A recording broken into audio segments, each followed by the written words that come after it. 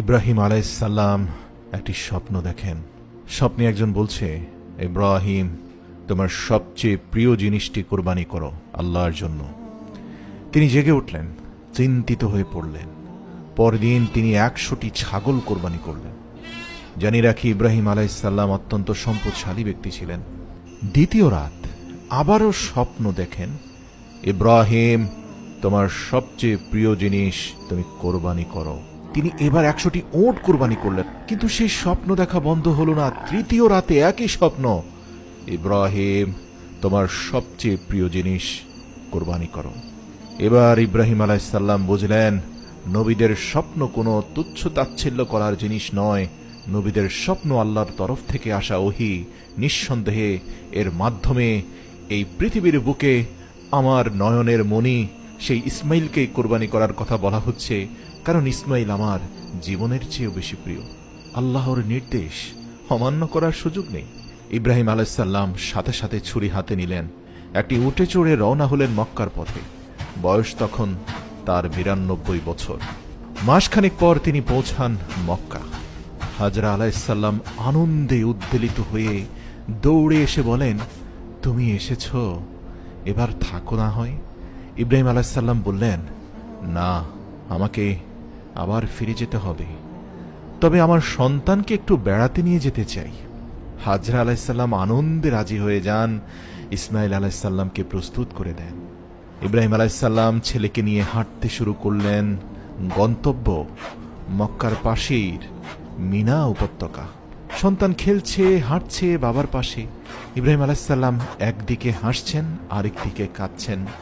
হাসছেন যখনই দেখেন শিশু ইসমাইল খেলাধুলা করছে আনন্দে আত্মহারা বাবাকে পেয়ে, আর কাঁদছেন তার উদ্দেশ্যের কথা ভেবে। এভাবে হাঁটতে হাঁটতে মিনার এক নির্জন স্থানে পৌঁছে হযরত ইব্রাহিম আলাইহিস সালাম বললেন, হে আমার পুত্র, আমি স্বপ্নে দেখেছি আমি তোমাকে কোরবানি করছি। তুমি কি বলো, কি করা উচিত? ইসমাইল আলাইহিস সালাম বললেন, আব্বাজান, আপনি যা আদেশ পেয়েছেন তাই করুন।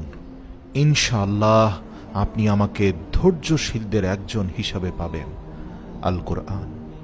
ইসমাইল আলাইহিস সালাম আরো বলেন, আমাকে শক্ত করে বেঁধে দিন, যাতে কোরবানির সময় আমি নড়ে না যাই।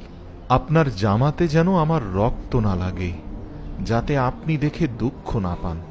আমাকে মাটির দিকে মুখ করে শুইয়ে দিন, যাতে আমার মুখ না দেখেন। আর আমার মাকে আমার সালাম পৌঁছে দিবেন, এবং যদি চান আমার জামাটা দিয়ে দেবেন, যাতে তিনি সান্ত্বনা পান। এই আবেগময় পরিস্থিতির সুযোগে শয়তান এসে এক পরিচিত মানুষের রূপে প্রথমে ইব্রাহিম আলাইহিস সালামের কাছে এসে বলে, ইব্রাহিম, পাগল হয়েছ? তুমি কি সত্যি তোমার ছেলেকে কোরবানি করবে? এ কেমন পিতা তুমি? ইব্রাহিম আলাইহিস সালাম শয়তানকে ৭টি কঙ্কর ছুঁড়ে মারেন। শয়তান চলে যায়।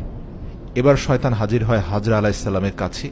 তারপর বলে, তোমার স্বামী ইব্রাহিম তোমার ছেলেকে হত্যা করতে নিয়ে গেছে। হাজরা আলাইহিস সালাম বলেন, ইব্রাহিম আল্লাহর নির্দেশ ছাড়া কিছুই করে না। যদি এটা আল্লাহর আদেশ হয়, তাহলে তিনি যা করছেন তাতেই কল্যাণ আছে। তৃতীয়বার শয়তান ব্যর্থ হয়ে শেষ সুযোগ হিসাবে ইসমাইল আলাইহিস সালামের কাছে আসে এবং বলে, তুমি কি তোমার বাবার হাতে মরতে যাচ্ছ? ইসমাইল আলাইহিস সালাম বলেন, আমার বাবা যদি আল্লাহর হুকুমে আমাকে কোরবানি করেন, তবে এটা আমার সৌভাগ্য। শয়তান ব্যর্থ হয়ে ফিরে যায়।